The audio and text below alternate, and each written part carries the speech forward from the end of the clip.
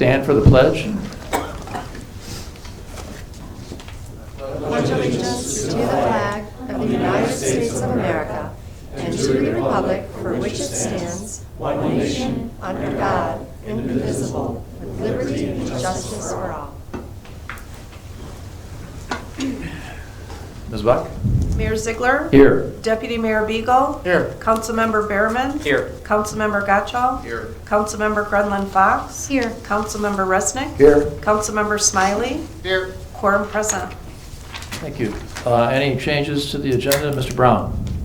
No, Your Honor, I don't have any changes or corrections or additions. Anybody up here have anything they want to add to the agenda? Okay. Then we're set for the agenda. We started out this evening with a couple of presentations. The first presentation that we have is a presentation from the Lakes Area Community Coalition. We had a celebration here a few weeks ago and when we had the box installed in the lobby of the police department for people who want to drop off prescription drugs or anything that they want to put in there, that they're able to drop it off. And we had the news media was out here, and the coalition was responsible for having that installed in there. And so they were here, and we talked about the possibility of coming and having a presentation just to find out a little bit more about the coalition. So this evening, Joan Bartz is here, so come on up. And Joan Barrett, I should say, I'm sorry. We like to do things in teams. Oh, great. Okay. So good evening, everyone. My name is Kristen Quinn, and I am the president of the board of directors of the Lakes Area Community Coalition. And I'm also the founder of the organization. Back in January of 2016, our organization began as a Families Against Narcotics forum. We used to host monthly educational forums at Market Street Church. We recognized that there were a number of people dealing with the opioid epidemic throughout the Lakes area. And in an effort to kind of address that problem, we connected with an organization called the Alliance of Coalitions of Healthy Communities. And what they told us was that if we could address the problems of alcohol, tobacco, and marijuana use, that those were really the predecessors to opioid use. So we then, in April of 2016, became what's called a coalition in an effort to prevent youth in the Lakes area from ever using tobacco, alcohol, or marijuana. And Joan created this lovely slideshow for us this evening. I tend to go rogue, but I'm going to try and stick to it. So anyway, we are a 501c3 organization. We are also a DFC funded, that means drug-free community. We are funded by the ONDCP of the federal government, so we are a federally funded organization. Now we have 2 full-time paid staff members who work on behalf of the coalition. And then we're also comprised of a board of directors, which I'll share with you in a minute. Our vision is to create a healthy, vibrant, drug-free community. So in addition to prevention efforts, we really like to focus in on healthy as well. So it's not so much a don't do drugs message. We really want to reinforce healthy choices, healthy lifestyles, coping skills, managing stress and things like that, because that's really what the youth is telling us that they're dealing with. So that's really how we kind of focus on it. And our mission is to prevent drug and alcohol use among our youth by promoting protective factors. So again, that means like protecting them from the things that put them at risk, and then reducing those risk factors. And we focus on alcohol, marijuana, prescription drugs, opioids, and now vaping. As you know, that's probably one of the biggest issues that we're seeing in the school district. So again, I'm Kristen, Joan's our executive director, and then we also have a project coordinator that we recently onboarded who's working with us as well. Who's just an amazing addition to our organization. So our board of directors is comprised of people who live, work, or worship within the communities of Walled Lake, Wixom, Wolverine Lake, or Commerce Township. And we have a really wonderful, diverse board of directors. We have a people just who are able to bring their perspective, and we can see this issue through a variety of different lenses. We have a lot of, obviously, as you can see just a little bit by the pictures, we have, just different age groups, different, cultural backgrounds, and so it's just a really well-rounded organization that's able to make sure that we represent and that we're very inclusive. So that's what's really important to us. And you can kind of see here, these are just some of our board members. You may recognize some of them as chamber members or just leaders within our community. We do have a high school student that's on our board, and I was just explaining to Allie, she's actually probably one of my best board members, because no matter what I ask her to do, she just gets out there and gets it done. So it's just really exciting to see that going on in our community. This year we kicked off what we call our Youth Action Board. So my vision really from the beginning was that this organization would ultimately become youth-led. I don't feel like I'm really in the best seat to tell youth what they need to do, right? They're more likely to listen to one another. So my goal has always been that we would bring in a youth group, that they would really kind of show us these issues through their lens. They would come up with the solutions. They would tell us what we can do to support them. And so that's what this board is doing. Since they've come together, they've identified that vaping is obviously the biggest problem in their schools. And these students represent all 4 middle schools and all 3 high schools. So it's a huge collaboration among all of the communities. And even though there are some differences from school to school, again, vaping is the biggest issue. And so they're really heavy on social media, and they do some community interviews, and they post facts about vaping and things like that, as well as resources for people that need help. In a recent interview, they interviewed Sophia Lafayette from Walled Lake Northern, and what I loved hearing her say was that, students come to her and admit to her that they have a problem with any substance, that her first goal is to get them help, not to get them in trouble. And it's just so wonderful to hear, the administrators of our schools and the protectors of our children who are so willing to help and not hinder and not hurt. So we're just blessed to work with such an amazing communities, an amazing school district. So I'm thrilled to be able to be here tonight to tell you guys a little bit about it. But with that, I'm going to pass it over to Joan and let her get into kind of the nuts and bolts of how we do what we do. Right, so as Kristen said, our coalition is made up of our board and our Youth Action Board, and we also work really closely with sector representatives. People in our community of different leadership and different capacities who serve our community in different capacities. You folks here, elected officials, that's one of the sectors that we rely on to partner with. Law enforcement, the business community, the faith community, of course our schools are a huge partner, parents and youth. This photograph was taken this past week. We did a presentation up at Walled Lake Northern, and it's a great representation of the work of the coalition. It's not me going into a school and doing a program. This is an event where Judge Travis Reeds from the 52nd District Court comes in and holds sentencing hearings for young offenders with substance-related offenses in school for students to see the legal consequences for their behavior. So Judge Reeds was there with the prosecuting attorney and the defense attorney. Our school liaison officers through Oakland County Sheriff's Department are a big part of our collaboration.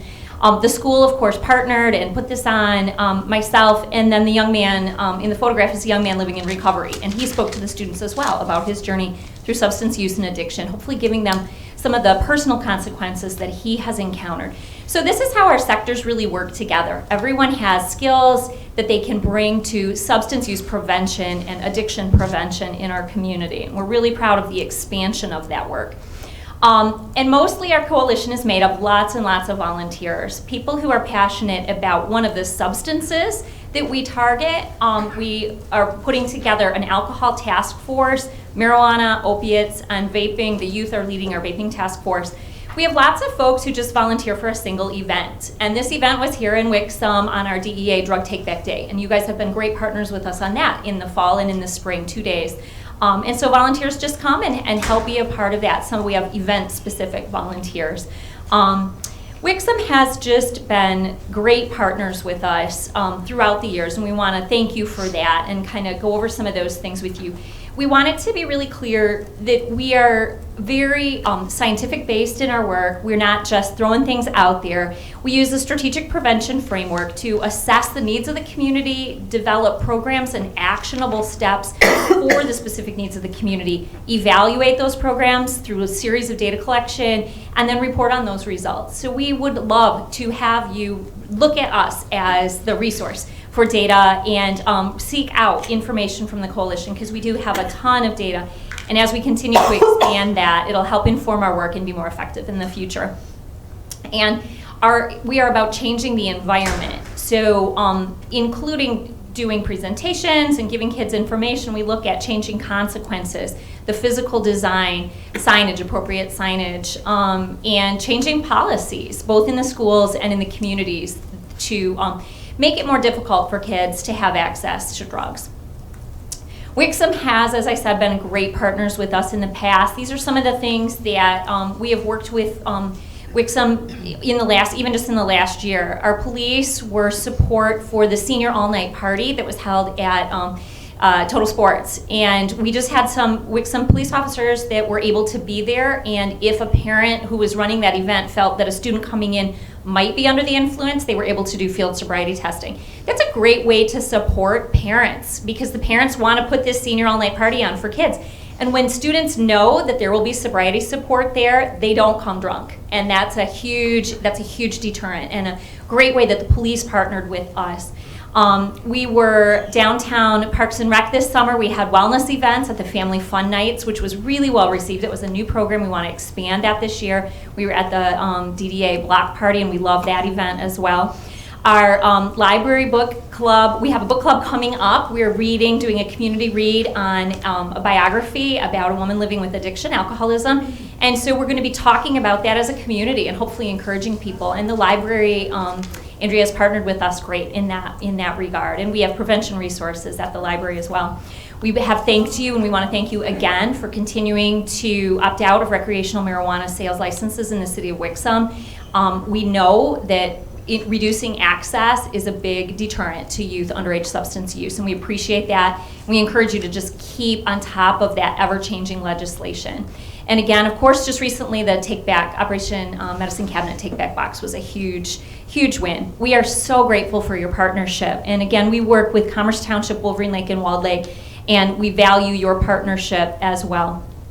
Moving on into the future, some other things to consider is the continued enforcement of laws around substance use, access, making sure that our alcohol retailers are compliant with the laws, making sure that our drivers are not driving impaired. And as we know, marijuana impaired driving is going to be, again, an issue that we're going to have to deal with as a community. So continued enforcement and staying on top of that is something that the city can really help us with.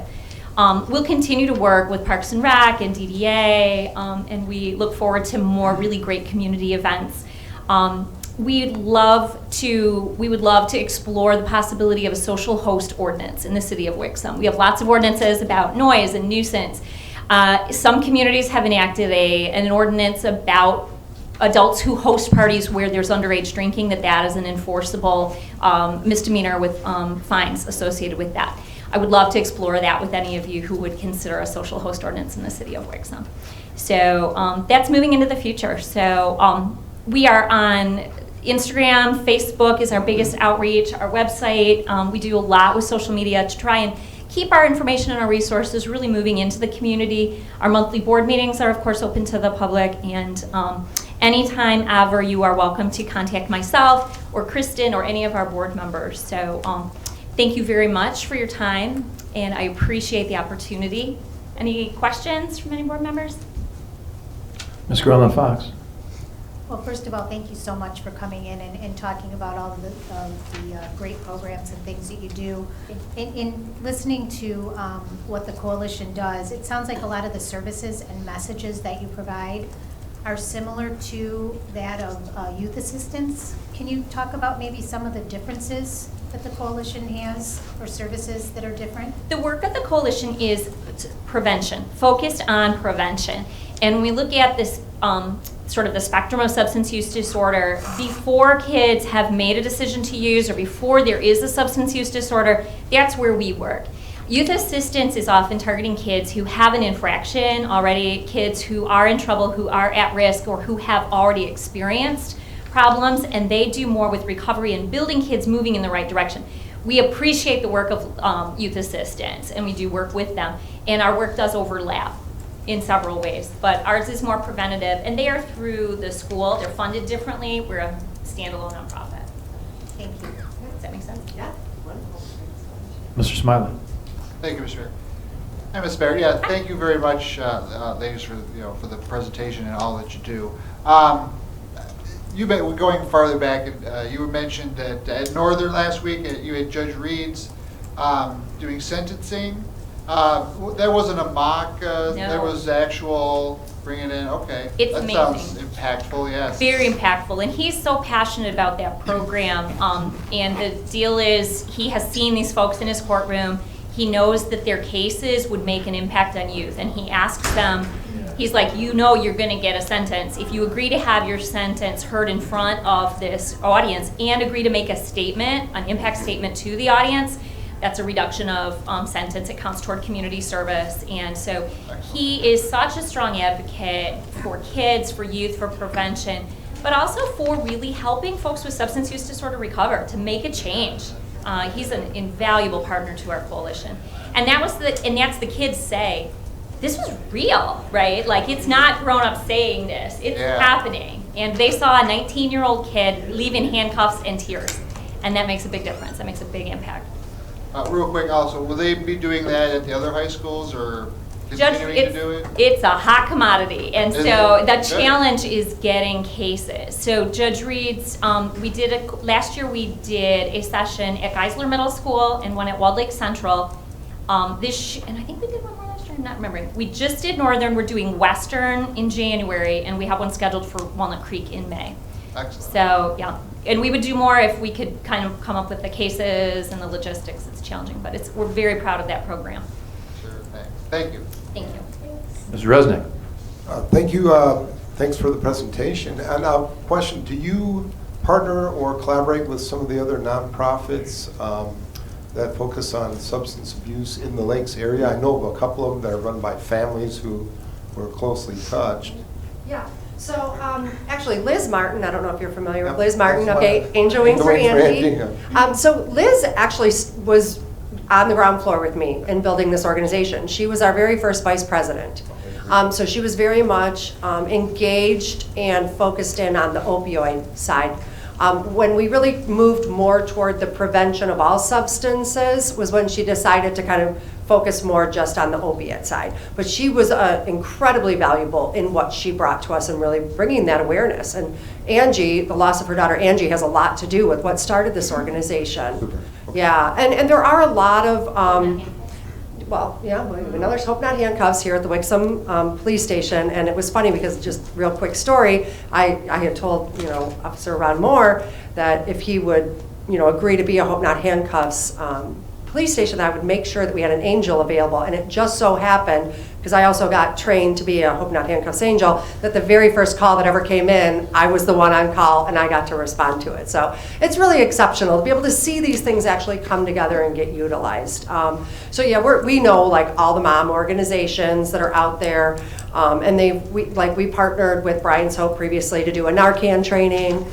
We've done that in the past, and we work, and then with organizations like Easter Seals and Oakland Family Services and things like that do provide the actual services as well. Okay. Thank you. But if there's anyone you want to introduce us to, feel free, because we're always Martin's. we're always looking for more partners. Absolutely. Well, thank you very much for coming out tonight and giving us a presentation. It's very informative, and look forward to working with you in the future. Very good. Thank you so much. Thank you.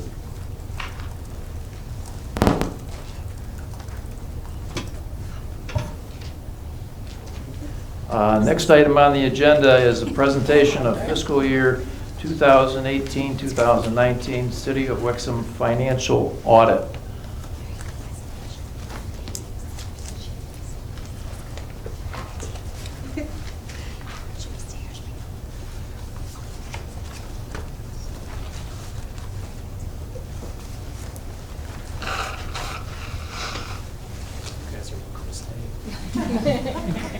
Sounds really riveting. Feel free to stay, but I did offer that. yeah. Thank you. That's a tough act to follow. What a terrific organization. Sounds like they're doing a lot of great things in the city of Wixom, so that was good to hear. Mayor Ziegler, fellow council members, thank you for the opportunity to come tonight to present the results of the financial statement audit for the city of Wixom for the year ended June 30th, 2019. My name is Doug Bohr. I'm the relationship partner from Plant Moran who serves the city of Wixom. I have with me tonight Jeff Gertley. Jeff is one of the managers who leads the field work on the audit engagement. He works side by side with Nikki Acho, who's co-presented with me in the past. Nikki would have been here tonight, but she's actually at another community doing a similar presentation. So Jeff is admirably filling in for her, and we're happy to have him tonight. Before I get started, just a couple thank yous. So the audit, year-end audit preparation is really something that's kind of on top of the day jobs for many of the city employees. So I want to thank, in particular, City Manager Steve Brown, Finance Director Marilyn Stamper, their respective departmental teams. They really do a good job of getting ready for the audit. We have a pretty long list of items that we request each year, and they were able to capably put those together and do it in a reasonable timeline that we could complete the audit as scheduled and really deliver the results here tonight. So thank you. There are other departments at the city that we also pester at times, so I won't go through the list of those, but they do a lot with data requests, supporting documentation as well, so I want to thank them for their assistance as part of the audit too, because without that it would take longer and wouldn't be as efficient, so thank you. In your packets tonight, you have 3 deliverables. So there's the financial statement audit report, which is the thicker package. In addition to that, there's what we refer to as the end of audit letter that's addressed to the mayor and city council members. And then lastly, there's a graph packet, which is kind of a high-level summary, which Jeff is going to walk through in a minute, that talks about some of the key highlights for the year at the city. Before I turn it over to Jeff, just a couple things to highlight for you. And if you could you have your thicker financial statement in front of you? Because I'm going to refer to a couple pages in there as I talk. So on pages 1 and 2, so that really is what is the audit opinion. So it's Plant Moran's opinion with respect to your financial statements. The opinion that you received is referred to as an unmodified opinion. It is the highest form of assurance that you can receive from a third-party independent auditing firm. It's really the opinion that the bond rating agencies are looking for, as well as the state of Michigan. And if it's not an unmodified opinion, you probably would be responding to the state of Michigan as to why that is. But you did receive an unmodified opinion, and that tells us that the financial statements, both the numbers and the disclosures, are materially correct. And that's on pages 1 and 2. On page 50 of the financial statement, so Jeff doesn't cover this in the graphs, but I just wanted to just spend a minute on, so this is your budget to actual statement for the general fund. And really 2 things to point out. If you take a look at the total revenue line, the total expenditures line, you can see that your actual results were within about 3% of your budgeted results. So you're doing a pretty good job of getting those budgets amended accordingly so they tie into your actual results for the year ended June 30th. So you're within 3%, that's a pretty good barometer to me. Anything below 5 is a really good budget process in terms of accuracy, so I think that's good. And your variances, both on the revenue side and on the expenditure side, were favorable variances as well, so I wanted to point that out on page 50. On page 33, page 33 is really a summary of the capital assets for the city. And that also extends into page 34, but the major information is on page 33. And just one item to point out, and Jeff will cover a little bit of this in the graph, but this year the city invested over $7.5 million in capital assets, and that included roads, buildings, infrastructure. It was a pretty big spend this year, and you had planned to do that because you had moved somebody last year, if you remember, from the Budget Stabilization Fund to fund a number of the road projects. So that number was $7.5 million this year, and that would be, I'd say, a couple $1 million more than, I'll say, what the normal CapEx spend has been in the past, so I wanted to point that out. And then lastly, on page 36, as I think you're well aware of, the city did issue bonds this year to fund both pension and OPEB obligations. And so page 36 really gives a summary of the debt of the city, and that those total obligations were around $22 million that came in the door related to those obligations for pension and OPEB. And then throughout the year, you continued to pay down debt, and you paid down just shy of $2 million in debt for the year. And that's all outlined on page 36. So those are some high-level comments. I'm going to turn it over to Jeff. He's going to cover some additional information in the graph package, and then I'll come back and walk through the end of audit letter to the mayor and council members. Please feel free to ask questions along the way, or if you want to hold them to the end, either works on our end, whatever you're most comfortable with. Thank you. Awesome. Thanks, Doug. Again, I'm Jeff Gertley. another member of the audit team. So as Doug mentioned, you should have this graph packet in front of you if you want to follow along. So this presentation really just covers the financial statement highlights and kind of year-to-year trends for both governmental and business type activities. So this first graph here shows a 5-year trend of general fund revenue. So total revenue of $11.9 million is up about $383,000 from fiscal year 2018. So looking at the chart, you can see that property taxes, which is the city's most, or the largest revenue component, at about 67% of total revenue, increased $250,000 this year, which is primarily attributable to an overall increase in taxable value. Looking at state shared revenue and grants, which is the second largest revenue component, this is up $344,000 from prior year, which is primarily due to an increase in monies collected from the local community stabilization authority. Building permits, which has steadily increased the past 4 years, decreased about $300,000 in the current year. So this revenue is directly correlated with development within the city and can fluctuate year to year due to size of development and overall building permits issued. Charges for services and cable franchise revenue remained relatively consistent from prior year. And then finally, other revenue increased slightly, and that is primarily due to an increase in investment earnings and the market performance.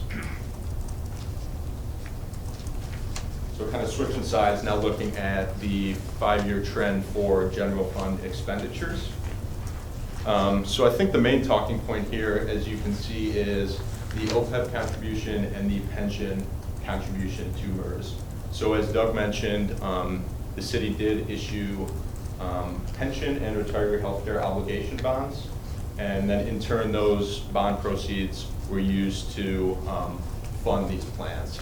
So as you can see, the OPEB contribution was $6.5 million in the current year, opposed to $700,000 in the prior year. And then same thing for the pension, a $15.6 million contribution was made, as opposed to $1.4 million in the prior year. So because of those large lump sum contributions, it's kind of tough to do a high-level comparison of current year to prior year expenditures. However, just looking at the general fund individual functions, they remain fairly consistent year to year. So looking at general government, public works, and recreation and culture. So with the largest increase though coming from public safety of about $120,000, which was increased slightly due to just personnel costs. So overall, as Doug hit on, and you can see in the financial statements, the expenditures were in line with the budget. So jumping to the next slide. So this graph shows a 5-year trend of total revenue and expenses compared to unrestricted fund balance. So unrestricted fund balance relates to, there is really a combination of two things, the committed fund balance and the unassigned fund balance, which is ultimately what's truly available to the city to spend.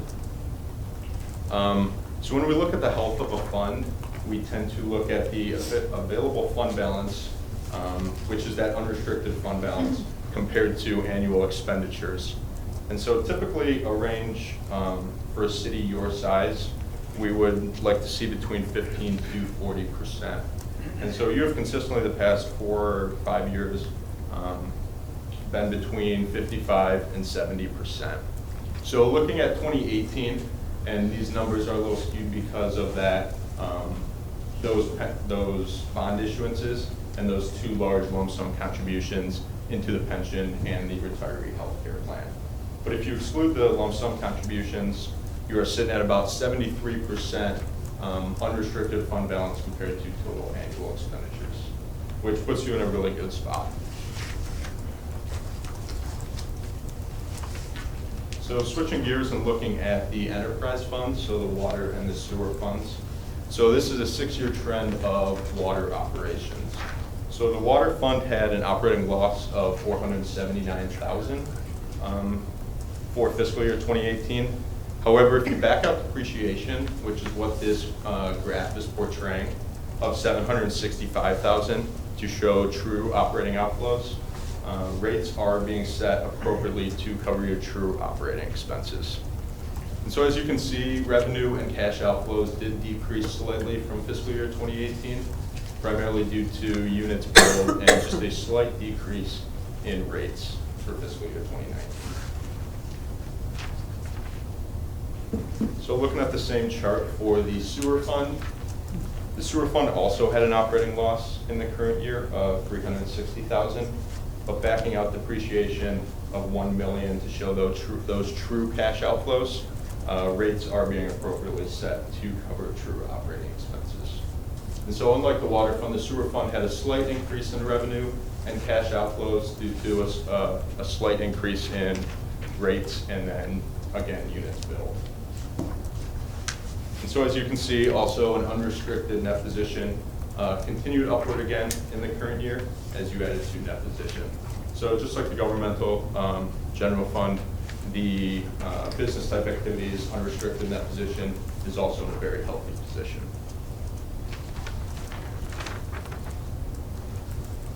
So these next two slides cover capital assets, and it's really just to show the trend of capital investment compared to the depreciation of assets currently in place.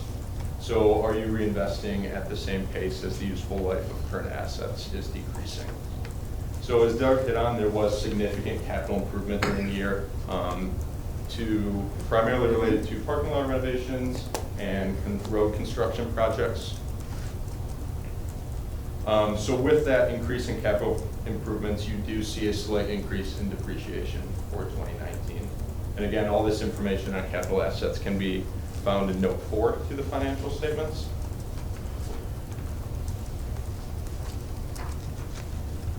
So and then looking at this same chart for the enterprise funds, so the enterprise funds saw $2.1 million in capital additions in 2019 compared to 1.5 in the previous year. So I think overall the big takeaway for these past two slides, as we discussed in prior slides, is that both the governmental activities and the enterprise funds do show a healthy unrestricted fund balance, which gives the city the opportunity year to year to make these capital improvements to roads, parking lots. So these final two slides relate to the funding and funded status of both the pension and the retiree health care plans. So this first slide shows the general government pension plans assets, which is in blue or green, it looks like on the TV. And the pension plan and their total pension liability in orange, which calculates the net pension liability that you see on the face of the financial statements. So for our purposes, we wanted to show the funded percentage of each of these plans.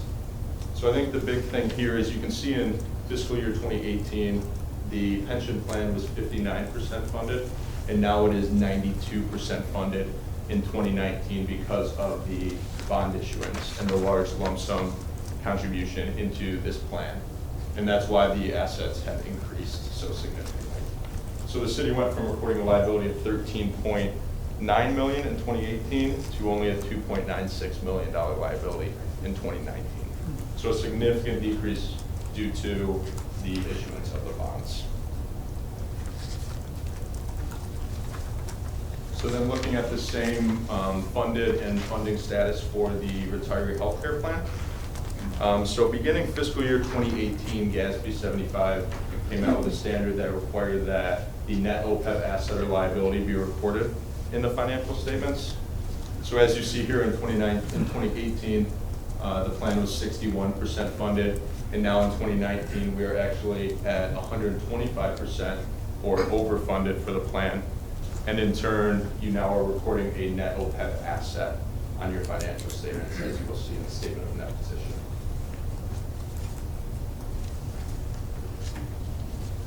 So are there any questions related to any of those slides that we just covered?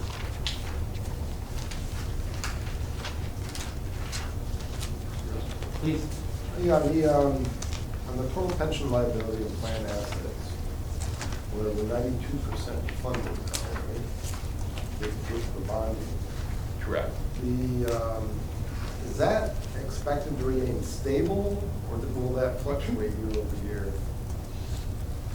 So a couple of things to notice on the pension plan. Keep in mind that that is as of December 31st. So that's a December 31st measure date. OPEB is a June 30th measure date.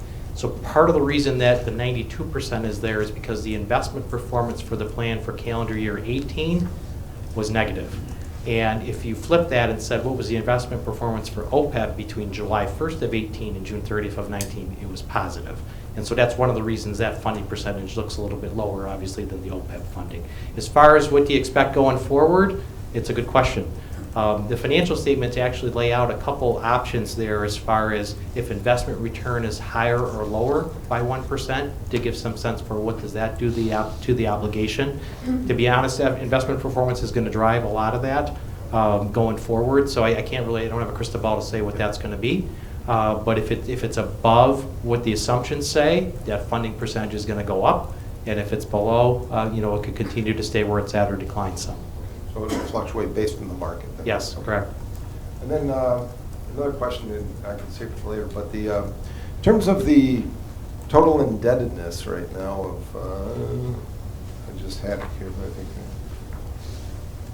compared to what our debt capacity would be Yes. for a community our size. Yes. Whereabouts are we? So you'd be well below what the legal limit would be, which is 10% of your SEV. 10% of SEV. So, and most of your debt, honestly, is related to the recent bonds that were issued. Your sewer fund has zero debt. Your water fund this year that we're currently in now will be the last year paying off the principal on that debt, and then that'll be debt-free as well. So it's predominantly these OPEB and pension bonds that you'll be paying off over a period of time.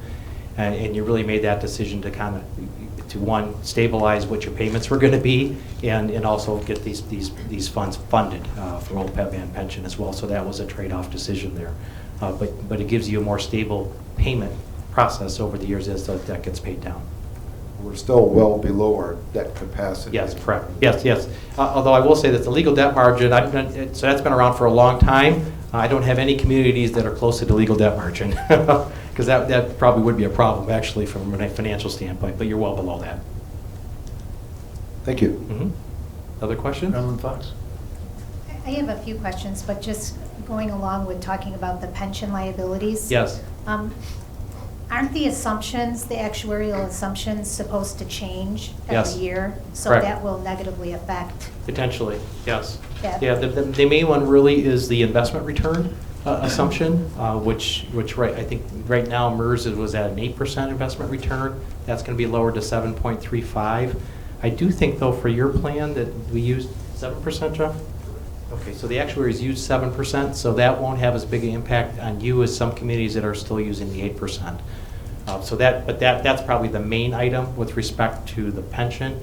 On the OPEB side, the mortality tables continue to get updated as more data becomes available, so that's something that could impact you. And then secondly, your healthcare cost trends, in particular for what your true experience is for the city of Wixom, because that's what the actuary should be using. There's national healthcare trends, but they would really be looking at what the experience factor is for Wixom, so that could be a favorable pickup for you if yours is better than the national experience, or it could be something that's not favorable if it's less.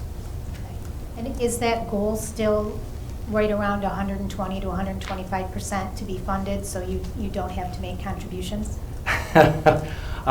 So certainly being in an overfunded position will help with that. How much overfunded, I don't know if I can really give you a fair estimate of that. And again, I think over time, you're going to see what's going to happen here with these assumptions and how they play out. You'll have more years underneath you to see, okay, are the assumptions valid? Is our experience consistent with what these assumptions say? If not, then we would need to change those.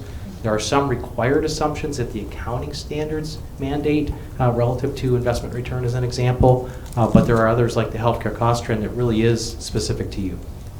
And the concern, of course, that, for everyone in this room is, we're still paying our bond payment, but Yes. then we're going to still have to kick in for the regular payment towards MERS, so. Potentially for Yeah. the pension side in particular right now, based on where it's funded. Yes. Thank you. Other questions?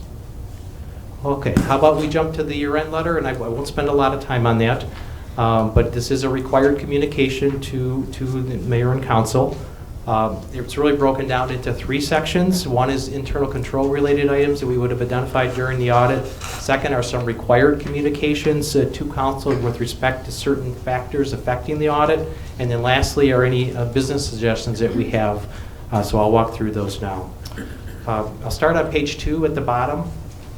So there was one item that we do have to include in the letter that's related to a deficiency because we did have some journal entries that we, the auditing firm, found that were made. There were 3 entries this year that we identified as part of the year-end audit process. And the standards require, even if it's a de minimis amount in terms of journal entries, if it's an auditor found entry, that it's called a deficiency. It's kind of harsh wording, to be honest, because most communities we do have journal entries that we find. But there were 3 this year. A couple of them were, I'll say, 1-year type items that were unusual, that don't repeat each year, so it would be a little bit harder to determine. But we did identify 3 entries that totaled roughly $200,000 that we did. The city did make those entries, and those adjustments were made, and the books are in good shape. On page 3, we do have to report if there's any changes in accounting standards that impacted your statements. So there were 2 potential changes as a result of that. There was really just one that impacted you, and it did not have a significant impact, and that was on the debt disclosure. So we talked about note 6 that showed the debt details. The titles of what the debt were called were changed this year. That's really the only thing that changed. The other information in terms of interest rates, dollars, next year's required payments, etc., none of that changed. It was really just the titling of what those debts are called. So it really did not have a significant impact for Wixom. At the top of page 4, we talk about accounting estimates. So I know a lot of times people think financial statements are all exact numbers, but there are some estimates that come into play. Really the big ones for you we've talked about, and it really is related to pension and OPEB. So there are a number of assumptions there related to rate of return on investment assets, healthcare cost trends, the actuarial tables. There's a number of items there that are assumptions that should be looked at regularly by city management, and they are. And so we do look at those to see, one, are they consistent with what we see with other cities? Are they consistent with the required standards, and found those estimates to be reasonable? The rest of page 4 just talks about we didn't have any disagreements with management, we didn't have any difficulties in performing the audit, and then any corrected adjustments that we proposed did get made, and those are recorded on the books. On page 5, really 3 items that I wanted to just spend a minute on in terms of suggestions. One is an informative item, the other 2 are suggestions. We talked about some of the assumptions related to legacy costs. So one of the things that I think would be important for the city related to OPEB is to make sure that the actuaries are considering using the most recent mortality tables. And some tables recently have come out related to governmental plans, so those are different than commercial business plans. And so the data and the metrics in those are the ones that would be more consistently used with governmental entities. So we would suggest that the actuary evaluate whether that makes sense for the city of Wixom. And then secondly, the long-term rate of return that's required by the standards, we would suggest that the city consider that for its OPEB plan, and that's really in the second paragraph there.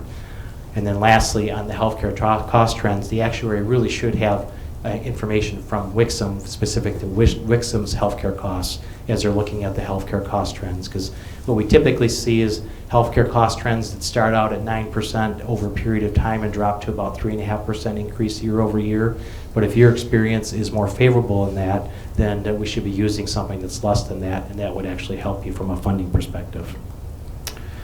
The second item on the page relates to administrative charges, and so the general fund does have administrative charges to certain other funds, the water and sewer funds, your road funds, and it's really to allocate a portion of the costs of the different departmental functions that benefit those other funds.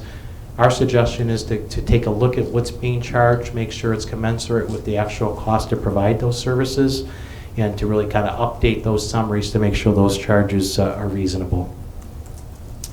The last item is really a uniform chart of account item that Marilyn, I think, is well aware of, and so that is something that's going to be required to change at the city. It won't change until your fiscal year end, June of 21. Originally, that was supposed to be adopted earlier. I know Marilyn's been following some of the state information and communications around that, but your chart of accounts will be changing in a couple of years, so that's something to get ahead of in terms of what that looks like for your books and records. Pages 6 really through the back are more informational items. There's an item on cybersecurity. So cybersecurity is an area that we've continued to see many of our clients, both commercial businesses and governmental entities, have occasions of exposure. And you've heard about all the different things that are out there that potentially can happen. So governments are not immune from that. So really, it's just a recommendation to make sure that we're sitting down and taking a look at what those risks are, evaluating those, see what how do we if we do have specific risks that are out there, and then determine how we can abate those risks through procedures or internal controls. There's some information around Public Act 202, Public Act 57. Those do relate to the city as well.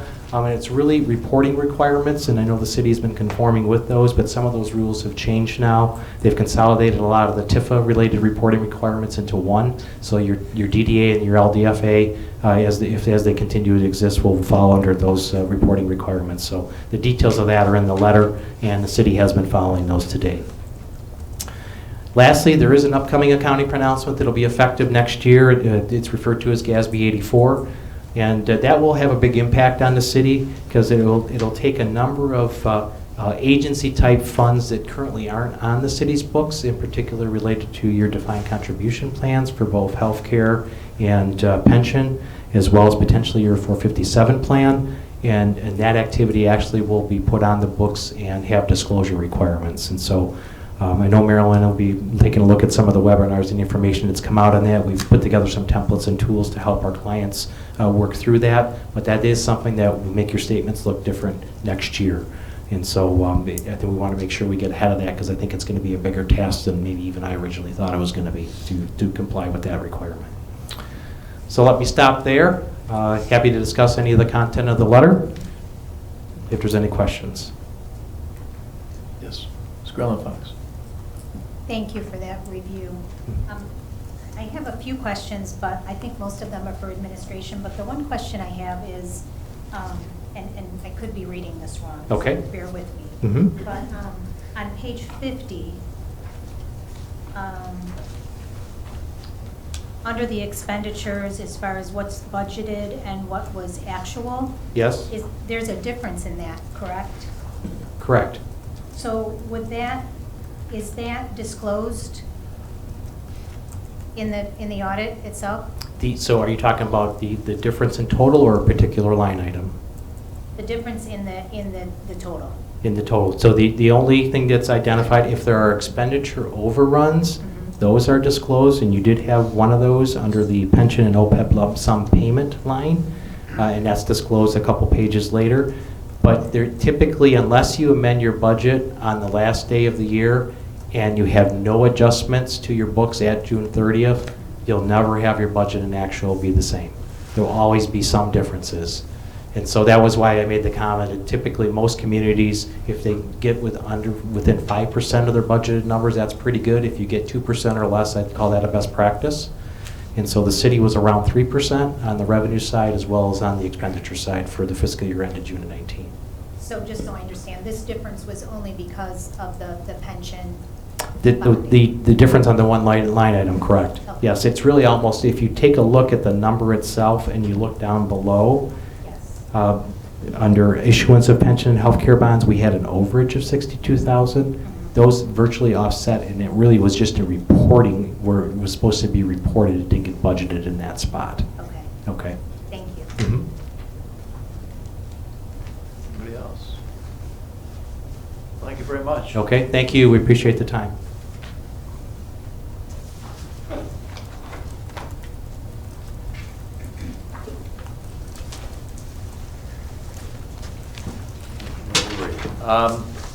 Next item on the agenda are the approval of the minutes.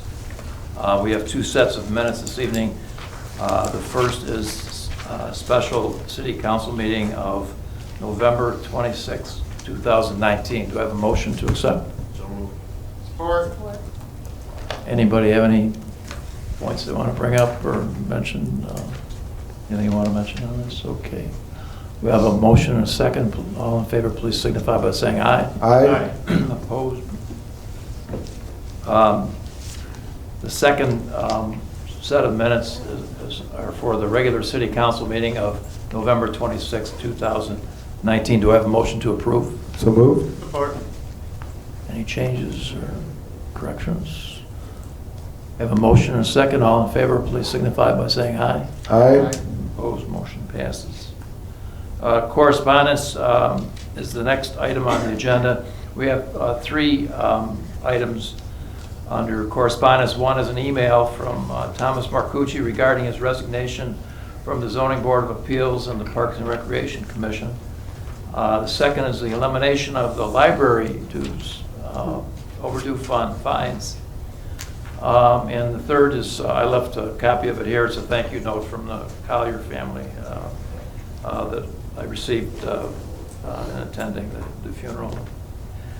The next item on the agenda is the first call to the public. I'll read the rules for public speaking. The public shall address the council during the call to the public, which will be included on the agenda immediately after correspondence and again immediately after new business. The first call to the public immediately after correspondence shall be limited to agenda items only. A person shall not address the council in excess of 5 minutes unless the time is extended by a majority of the council present.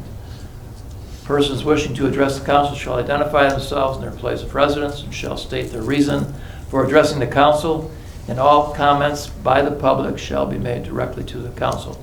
Anybody wishing to address the council this evening on any agenda items? Seeing no one, I will close the first call to the public. City manager's reports, we have three this evening. The first is the fire report of October 2019. Does anybody have any questions? Jeff Roberts was kind enough to come tonight, again, as usual. We also have a police report for October 2019. Anybody have any questions? No? And then there's the quarterly budget and investment report of June 2019. Anybody have any questions, comments? Next item on the agenda is the consent agenda. All items under the consent agenda are considered routine by the City Council and will be enacted by one motion. There will be no separate discussion of these items unless a council member so requests, in which event the items will be removed from the consent agenda and added to the regular agenda at the end of unfinished or new business. Do I have a motion to accept? Support. All in favor, please signify by saying aye. Aye. Opposed, motion passes.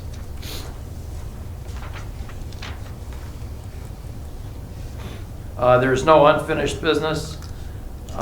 We have some new business to take care of.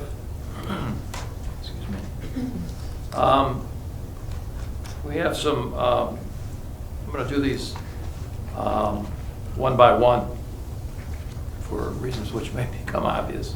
We've got a recommendation to confirm the mayor's reappointment of Bruce Faber to the Board of Review with a term to expire December 31st, 2022. Do I have a motion? So moved. Support. Any discussion? All in favor, please signify by saying aye. Aye. Motion passes. Next item is reappointment of Eric Jarvis for a 3-year term beginning January 1st, 2020 and ending December 31st, 2020.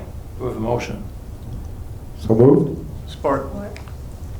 Any discussion? All in favor, please signify by saying aye. Aye. Opposed? Motion passes.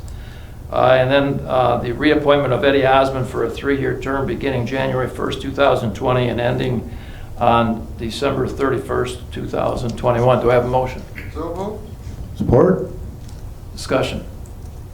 Mr. Gosser. Thank you. I appreciate you breaking it up as well. Just wanted to, I guess, restate the charter being that it reads, each member of a city board or commission shall have been a resident of the city for at least 1 year prior to the date of his appointment and shall be a qualified and registered elector of the city on such day and through his tenure of office. My vote unfortunately hasn't changed since the initial appointment. It's just the way the charter reads, and we've sworn to uphold that, so that is my interpretation. At this point, again, it's not personal. I recognize that the appointee does a lot for the community, very generous, both to Wixom and the surrounding communities, but it's just the interpretation of how the charter is written at this point. Thank you. Yeah, and one of the things that we obviously had this discussion before, and because Mr. Osmond has been on for a while, we have several others on the on that particular committee, and Joe Bell from Walled Lake Schools lives in Milford and is not a resident, obviously. And I think we just appointed someone else recently, and Joe Bell obviously is there to represent the interests of the school district. He's because obviously on the tax abatement committee, that's kind of they've got an interest in their tax dollars as well, and so that's one of the reasons that we've always had somebody from the school board on there. The other people that are on there that are not residents are business owners in the community and pay a lot of taxes to us. And frankly, this was kind of a committee that was set up, and it's not a standard commission. I think what the charter is referring to are the Zoning Board of Appeals and Planning Commission, Parks and Recreation. I think those are, a couple of them anyway, are specifically cited in the charter, and we have over the years recognized that, and we did want to give a voice to the tax-paying business owners when we set this committee up, and that's the reason that my recollection is anyway of why we do what we do on these. And I recognize that it's not a personal thing, it's just a different reading of what the charter says. But anybody else have any? Mr. Resnick? Oh, yeah, thank you, Mr. Mayor. I also, there are certain committees and ad hoc committees that we've formed over the years, and I've been on council. This is my third term, and we've had several of these. And, tax abatement along with the Beck Road Widening Task Force Committee, right? Very few of those members, other than Mr. Gottschall and myself, are actual residents, and the rest are business owners who have a very a big interest in some of those committees and what they do. And a lot of those businesses pay a lot more taxes than the individual does. So I'm still in favor of the ad hoc committees being attended and the committee being made up of business owners, as long as they have businesses in the city as well. So. And I just to add to the point, we did consult the attorneys as well when we did this last time, because there were some questions that were brought up at that time too. Anybody else have any questions? Mr. Bierman? To be clear, looking at the members on the committee, there's only 2 that are currently residents, correct? Well, I know that Mr. Hinckley moved out, so he's no longer. So we're going to take the stance that nobody on the review committee can be on it if they're not a resident. We're basically down to just the mayor and Mr. Doring. Yeah. Well, I don't have the list in front of me. I guess that's in here, but I haven't reviewed it in a while. But I know that Mr. Hinckley was on, and he just recently moved out. There's another, the one that we just. Eric Jarvis is a resident as well. He's on that committee. Mr. Smiley. You said we consulted with the attorneys, though, and they don't see it as a problem, that they're more of advisory. We did, and no, there's no problem. That's what the charter is referring to. Right. So, and that's the way business is represented. Grunland Fox. So is it our position that ad hoc committee members do not have to be residents, they just have to be business owners, but the other committees such as planning, zoning, so on, Parks and Rec, they do based on the charter? Is that what I'm hearing? Yeah, that's my understanding of it. These, as an example, the DDA has business owners, pretty much exclusively. There's probably more people that live outside the city on that particular committee. But yeah, the planning, I believe that the charter addresses the planning commission, the ZBA, Parks and Recreation, and I think the others are. Okay, I just don't know, I don't want to go against our charter. No, no. Well, that's why we had the attorney look at it a few years ago when this kind of came up. Thank you. Thank you. Didn't think you'd get this involved with the Oh, discussion, but I agree. Not every board or commission is listed because it's an older document. Again, something we've been beating around the bush for a while is that document. But What's wrong with old? needs some updating. So again, that's my interpretation. I know we had the attorneys look into it. I believe their opinion was essentially boiled down to, we've done this before, so why not do it again?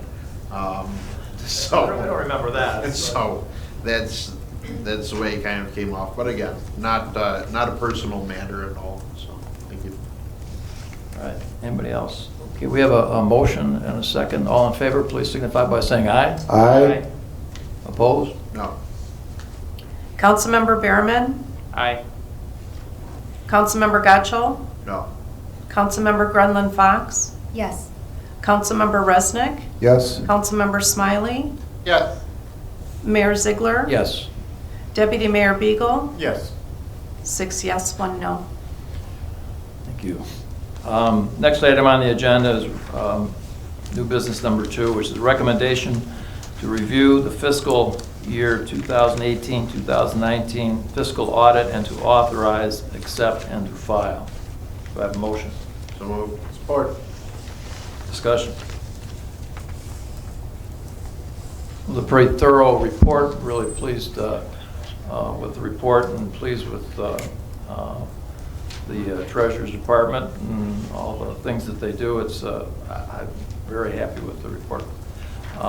Have a motion to accept and receive and file. All in favor, please signify by saying aye. Aye. Opposed? Motion passes. Next item on the agenda is a recommendation to accept Hubble, Roth & Clark's proposal for engineering services for the basis of design update for the wastewater treatment plant in an amount not to exceed $23,900. Do I have a motion? So moved. Support. Discussion. Anybody?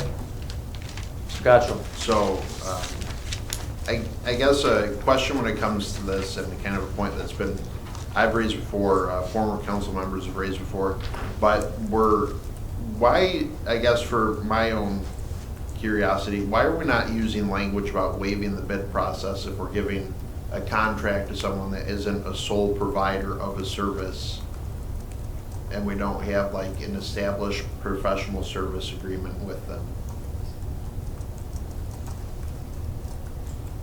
I understand that we like using them, but they're not, usually when we do this kind of thing without going to bid, it's because it's a sole provider. I know we run into that with the fire department in some equipment, but there's tons of engineering firms out there. Sure. HRC is the engineer that has designed the wastewater treatment plant, and we think that they're the most qualified to consider this. They do know the plant, and we feel that they can do the best job for us in this situation. The basis of design basically looks at each of the plant processes and determines the treatment capabilities and the extent of the capacities of each of those different processes. And there is some concern from the state on the next generation, if you will, or future flows, and they want to make sure that the plant is able to be able to treat the wastewater in a manner that would be in compliance with the permits that we currently have. And that's why we feel that we are going to need that information, and we feel that HRC, because they have designed the plant, would be the best folks to look at that and guarantee that into the future.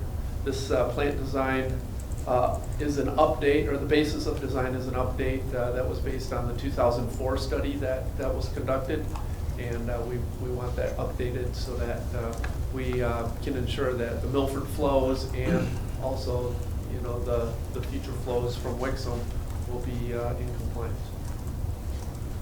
I don't disagree. I mean, I know that they've done essentially all of our engineering work over there lately, especially with all the updates we've been doing. The question kind of relates to this and then to other projects in the future, roads, other things that go out to bid. I mean, it's just a curiosity that comes to mind when we don't use that language, but we're not going with a sole provider in that situation. Thank you.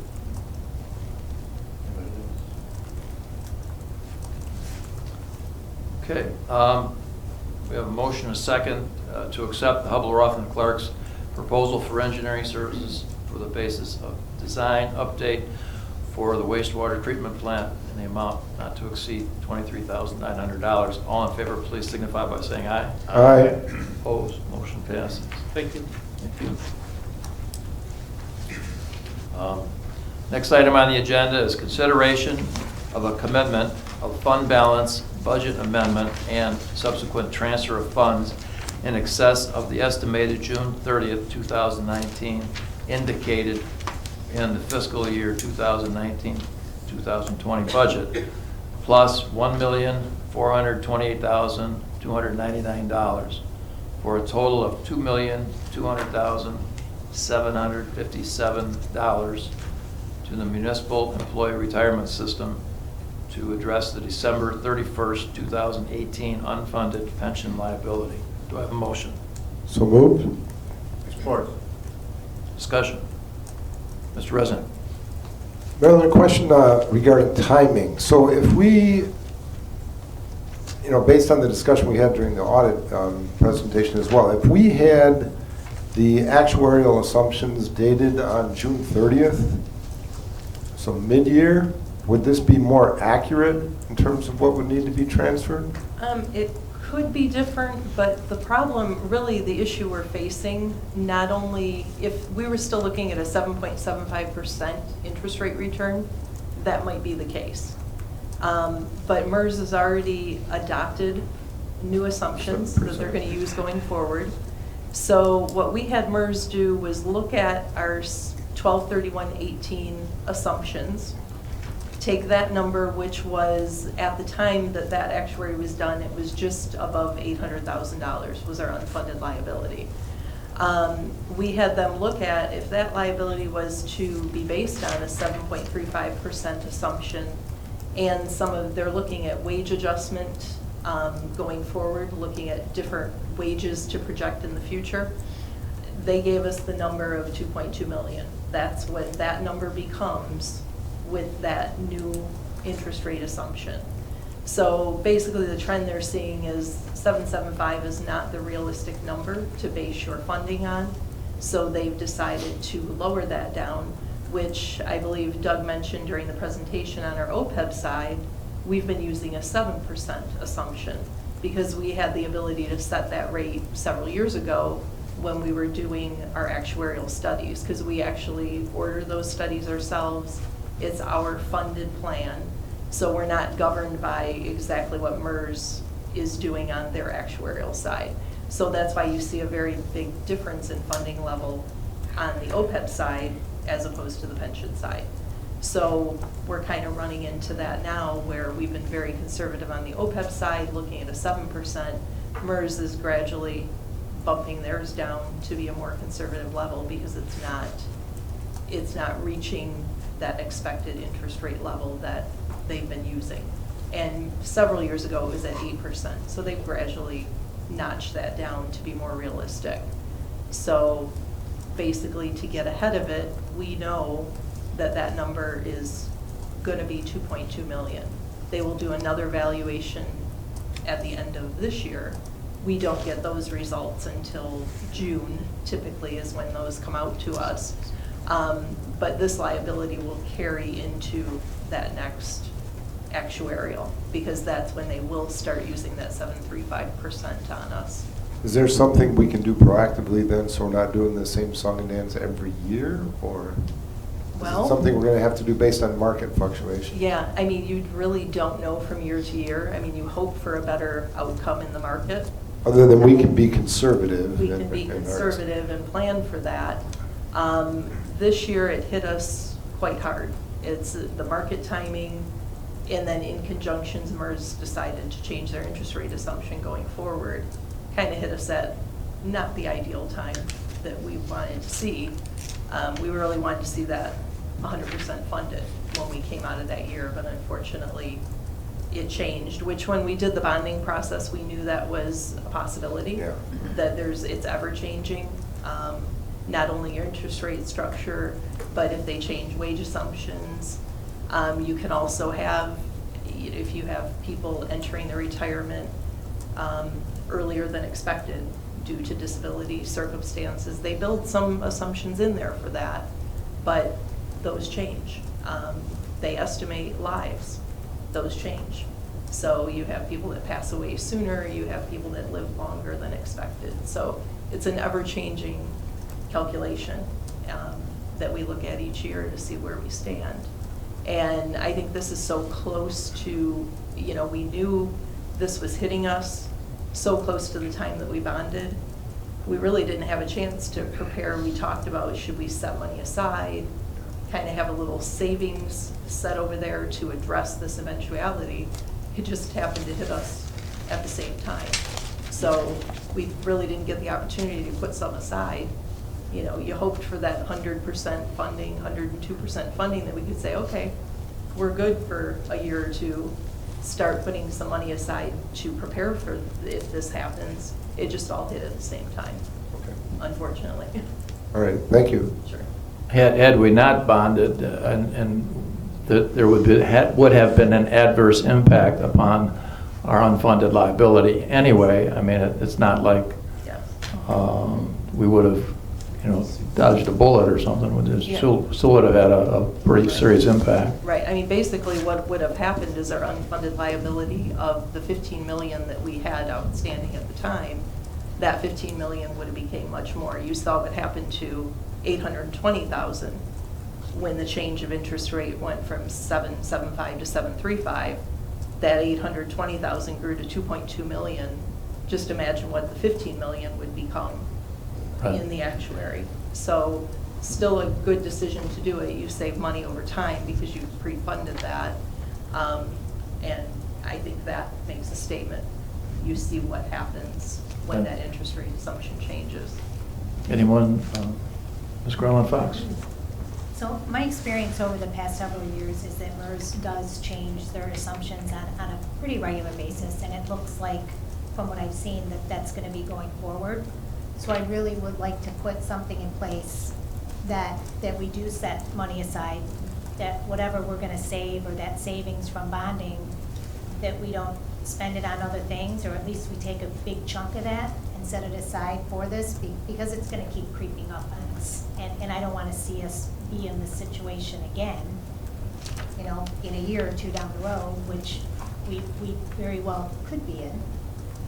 So one of the things in the motion sheet here is,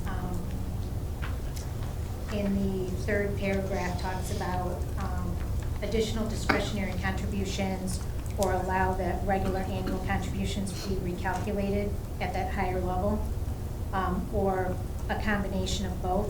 So I would definitely be in favor of that higher level. But what would be the combination of both? What would that look like? Well, it's just an arbitrary decision that you could make. Instead of funding the full 2.2 million, you could choose to fund 1 million and carry forward the remaining 1.2 million. So it's just a matter, you could pick a spot in between if you wanted to, as opposed to funding the full shortage of 2.2. Just a decision that could be made by council. Okay, I'm definitely in favor of funding that whole 2.2. Yep.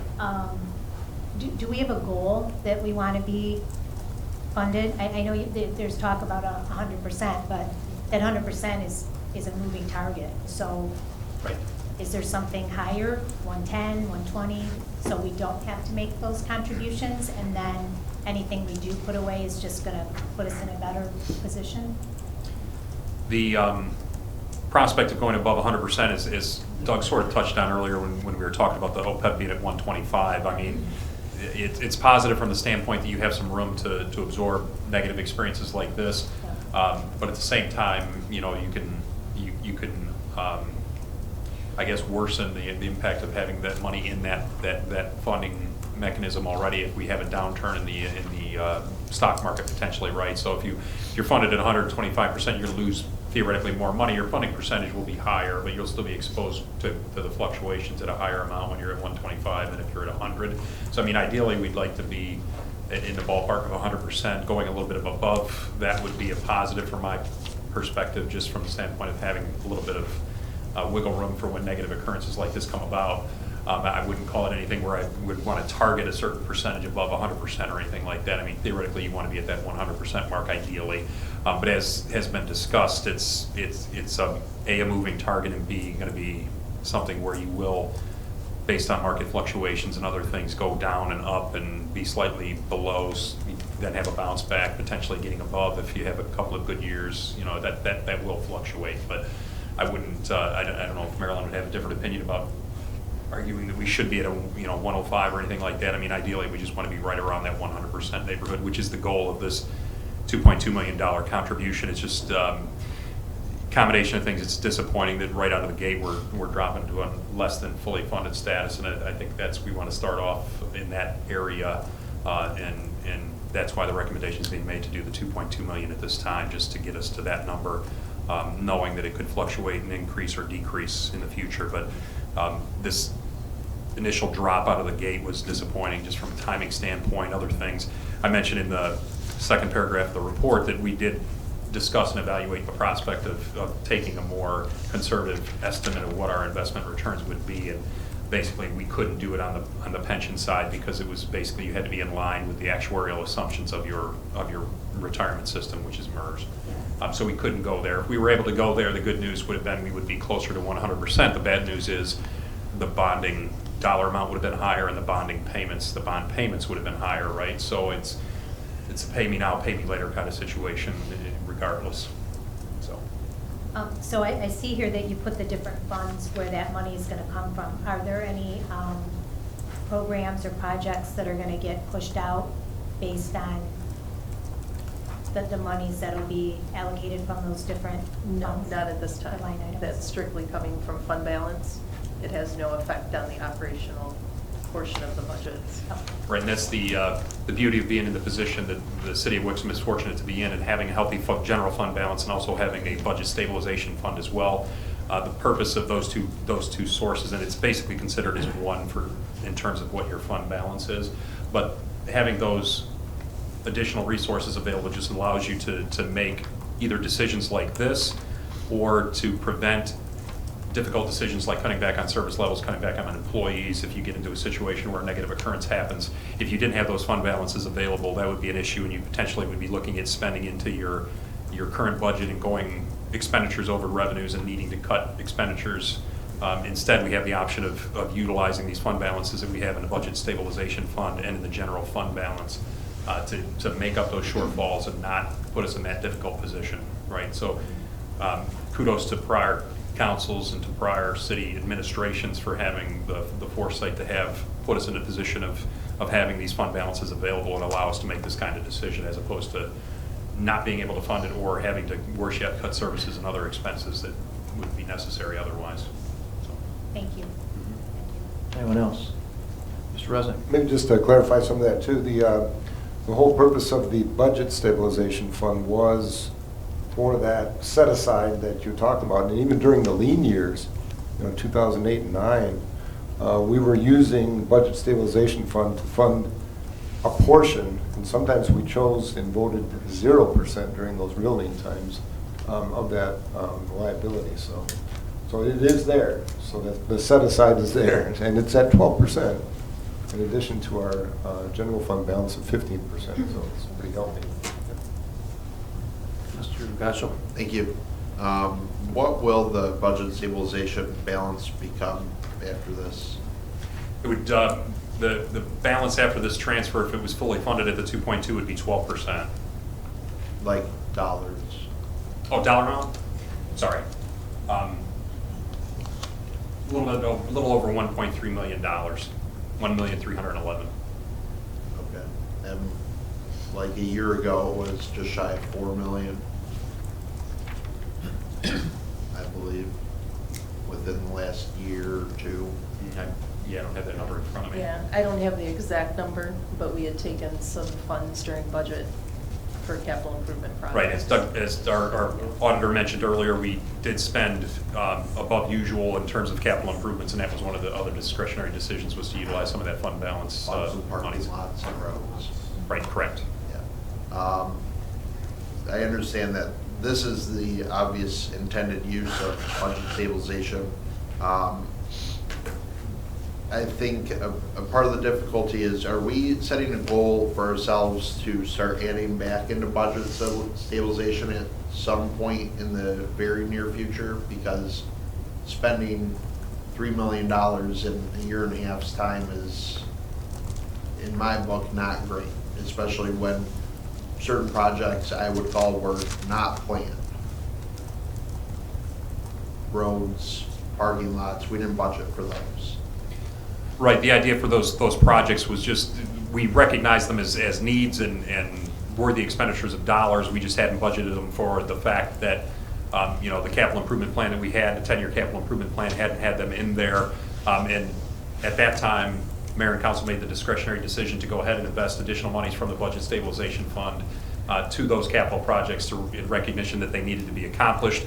And that's what the same decision would be before Mayor and Council today. It's a discretionary decision as to whether you think it's a worthwhile use of Budget Stabilization Fund and general fund monies to make up the shortfall and pay this $2.2 million against our unfunded pension liability. It's discretionary, fully discretionary for Mayor and Council, and that's why it's before you. So the note in our report that talks about the benefit of having us funded at or above 100% instead of dragging things out and increasing payments in case there are shortfalls or budgeting issues in the city in the future. What kind of a dollar amount, if this wasn't acted on, I mean, what would those increases, do we have a projection as to what they would go up by or what they would become? MERS does not provide a long-range payment plan, basically. They give you a couple years. What would happen to this 2.2 million is it would be spread over our amortization period, which ranges anywhere from 10 to 15 years. So how they would split that up between, and it varies because we have different groups that closed at different times. So some are at a 10-year amortization period, some are at 12, some are at 13, some are 15. So they would basically take that 2.2 million and spread it over the respective amortization periods. So, and what happens when you look at, I know this probably isn't a specific answer, but when you look at the funding level over a period of time, funding it on an annual basis, what you see is that funding percentage starts to drop. So each year, even though you're making a payment that they tell you you need to make in, we see a gradual drop in that percentage funding. And I believe at the end of 5 years, we would be down to, I think it's 89% funding level. So it just continues to drop as you're running through. Because if you're amortizing it over time, basically you're paying more money on that 2.2 million over a 15-year period. Because you're going to pay increased costs because you're not putting the money in up front to earn investment dollars for you. And you're experiencing increases in costs. Yeah, so ultimately that 2.2 million over the amortized period, paying it every year is going to cost you more. Kind of the same idea with the bonding. It's the same process. Yeah. It's over time, it's a better decision or cheaper to pay it up front than it is to amortize it over the period. So it's sort of in line with that bonding decision. Yes. to go ahead and, if you have the financial wherewithal to do it, to go ahead and take the money from your stabilization fund, from your general fund balance and make the payment now to to keep that from becoming an issue, just like it was a decision that was made for mayor and council at the time, or by mayor and council at the time, that it would be worthwhile to go ahead and bond for those, that pension obligation instead of paying for it on a yearly basis. It just, it results in lower costs in the longer run. Even when you include the bonding costs, in this case, there isn't any bonding cost because it's taking money from surplus reserve funds. Yeah, it's just, I guess, bitter news after you go through this whole process. If they knew they were going to adjust things, and I know we kept communicating with them, some acknowledgement of that ahead of time would have been nice on their part. Seems like the only news we get from them is bad news. So just something that's difficult to deal with, especially when we've been drawing down accounts for other things. So, thank you. Anyone else? Okay. We have a motion to make a commitment of fund balance, budget amendment, and subsequent transfer of funds in excess of the estimated June 30th, 2019, indicated in the fiscal year 2019-2020 budget, plus $1,428,299 for a total of $2,200,757 to the municipal employees retirement system to address the December 21st, 2018 unfunded pension liability. All in favor, please signify by saying aye. Aye. Opposed? Motion passes. Thank you. Next item on the agenda is the second call to the public. Anybody wishing to speak to the council this evening on any thing that's on their mind within reason, come on up and speak your mind. Seeing no one jump up, I'll close the second call to the public. City manager's comments. Mr. Brown. Yeah, so just a couple things that I'll highlight from my update that were put before mayor and council. The Beck Road widening project has begun in earnest, if you will, based on council approval of that item at the November 26th council meeting, where we have agreed to go forward with a lobbyist grant writer to do some work for us and hopefully find some funding to make a widening of Beck Road a reality. And consistent with that, we've had our first conference call with participants in the project, including our lobbyist grant writer. The Michigan Airline Trail continues to move forward.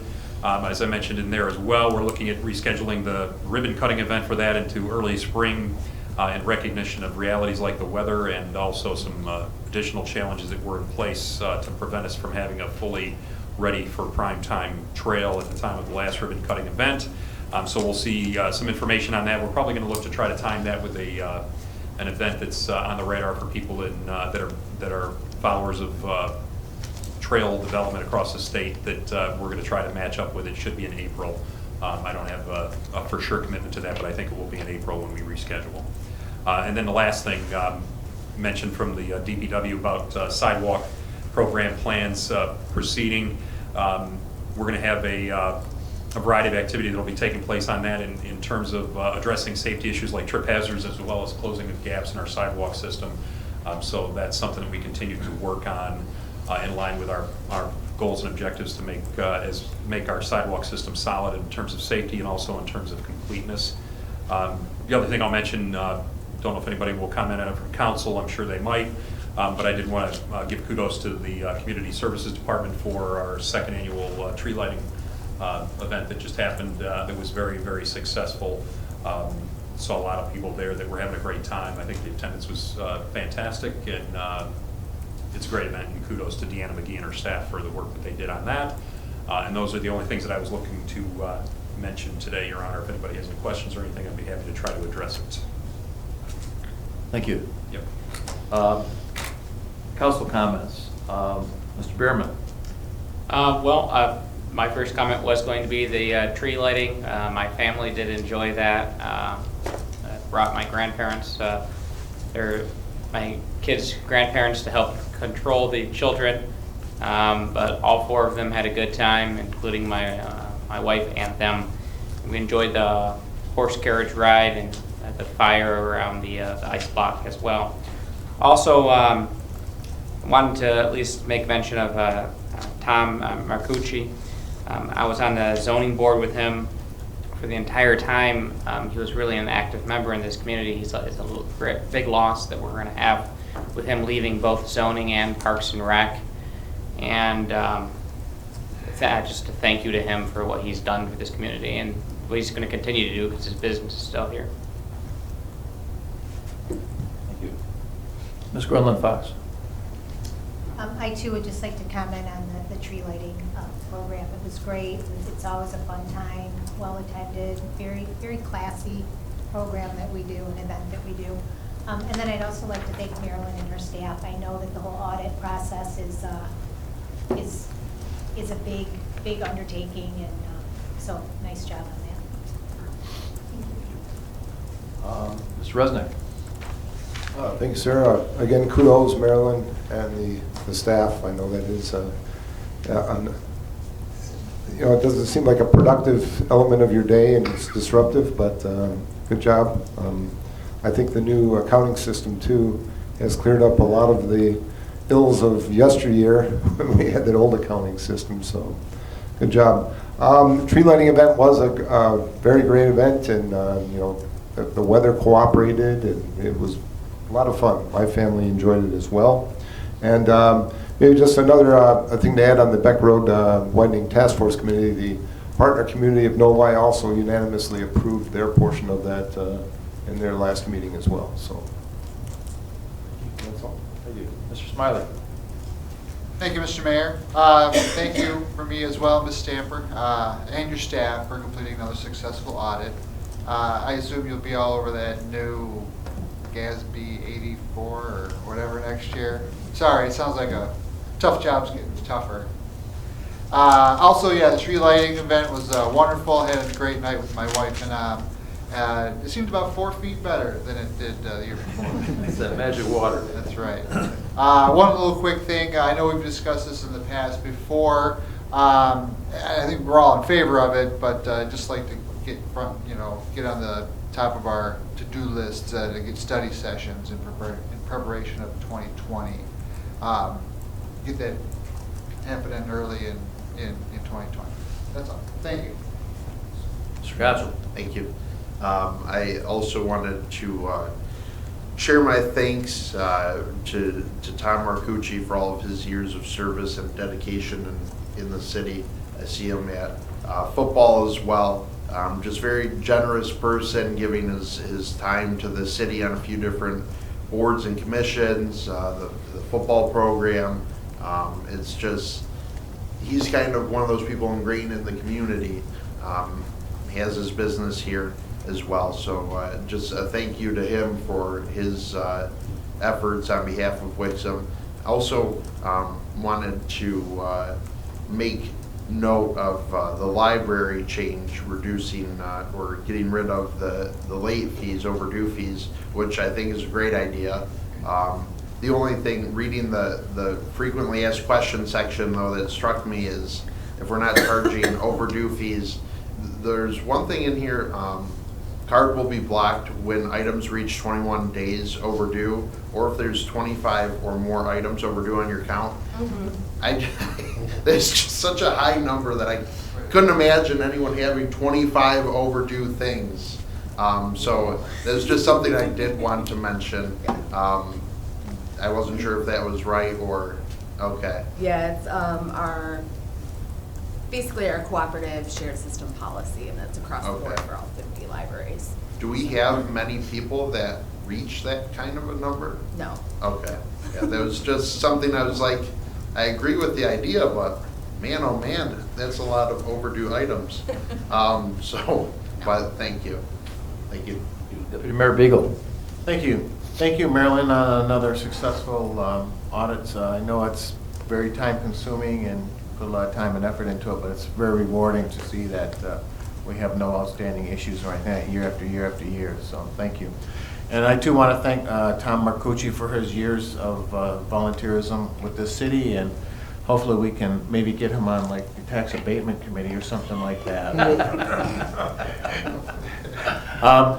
The tree lighting ceremony was great. I had a great time there. The attendance was fantastic, and everybody had a good time. And I'm just looking forward to another great event and seeing everybody this weekend at the Breakfast with Santa that the fire department puts on. That's a great event, and it's always an honor to be there to help you guys out. Thanks. Thank you.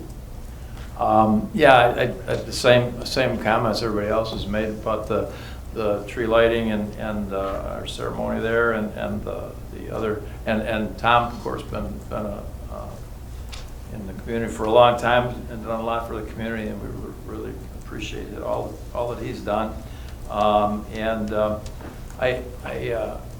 was gonna, I don't know, you didn't say anything, Steve, but I thought maybe I'd announce it because this is my last meeting in the council chambers tonight, because next week when we have the swearing in and the swearing out across the way, we're going to do it across the way in the community center. And I would hope that everybody would bring family and friends with them, and to because it's going to be a celebration for the swearing in and all that. I hope you do. I hope everybody does, and you're all invited, and I hope the employees show up because it's going to be a very nice festive occasion, which I don't want to ruin that occasion by doing some sort of airing out of all my grievances at that meeting. So that means I got to do it here tonight. So I brought a book full of, no. I got nothing to say, because it's just been the report tonight that we got. Everything's, I think, working fine here. I think we have good, healthy fund balance. We're all the departments are just, I think, running at top speed with, DPW's did a great job, always does a great job, Parks and Recs and Community Services with all the celebrations that we've been having. And of course, Marilyn, you're doing a great job with finance, and Kathy's doing a great job. Everybody's doing a great job, so I'm going to sure miss working with you. So I'll say my goodbyes and my swearing out across the pond next week. So please show up and wear your finest. Are you bringing cake? Well, there'll be some things there. Yeah. I don't know. Cake is kind of messy. I'm thinking cookies, but there's going to be other hors d'oeuvres, so we'll figure it out. If I can accentuate one thing you said there, Your Honor, yes. You're right. I should have done more to mention the fact that we're changing venue next time around, and just to incentivize people to pay attention to that and participate still. Two things I just want to reiterate: that we are going to have the council meeting as well as that event afterwards at the community center next time around, so we won't be at the council chambers, just as you said. And if you're tempted not to tune in or tempted not to attend, I suggest you do, for just the sheer entertainment of seeing how well we adjust to a new venue, because there's a lot of different things that goes into effect when you have to adjust to a new venue like that. So our man and his crew that handles the videotaping, Ken Milburn, assures me that he's got some ways to try to make this easier on us, and I'm looking forward to that working smoothly, but I'm sure it won't be perfect. So as I said, there might be some entertainment value to check in. If you want to see the video, you want to see the live and in-person outcomes, come to the community center on our next meeting, which is also not at the normal time. It's not going to be 2 weeks from today, but it's going to be next week on the 17th because of the holiday season. So please do not forget about us, because we want to have our usual mega attendance out in the audience and everything else that goes along with it. So. Okay, with that, I'll entertain a motion to adjourn. So moved. Support? All in favor? Aye. Motion adjourned. Motion passes, and go home and